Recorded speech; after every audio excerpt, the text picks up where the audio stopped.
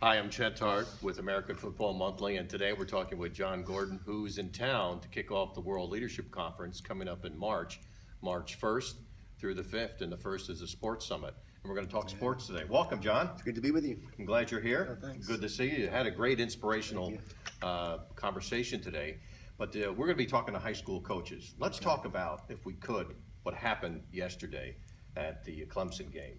Can we go backwards? What happened when everyone went into the locker room? After they lost? After they lost. After they lost, Dabo Sweeney gathered them together, talked about how proud he was of them, how much heart they had. What did you learn from that experience yourself? Well, I just learned what great visionary, optimistic leadership is all about. I mean, I went in there thinking, what is he going to say? I was just blown away, more impressed than ever that even in defeat, he was teaching, sharing. And you've been working with Dabo Sweeney for how long now? 4 years. 4 years. 4 years. How did you get connected with him?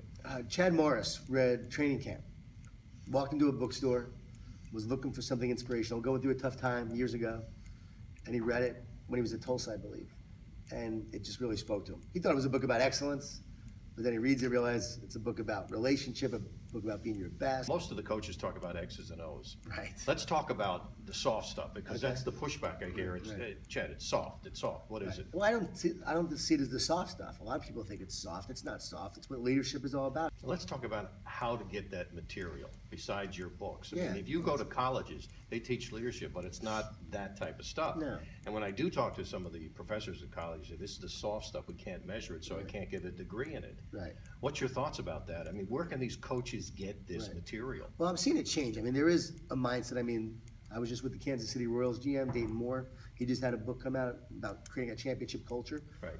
The Royals, all their success comes from their culture. So supposing you're a coach, but you have a head coach above you, Yeah. how would you Yeah. turn that around? What would you suggest that I someone believe you does? lead from where you are. And so one of the things you can do is you give your head coach a book and you say, any book, hey, let's read this book together. Let's do it as a staff. So you encourage them to do it that way. Everything sounds great, but when you bring the books in to teams, do any of the players get pushback? What does the coach do to get them on board? Yeah.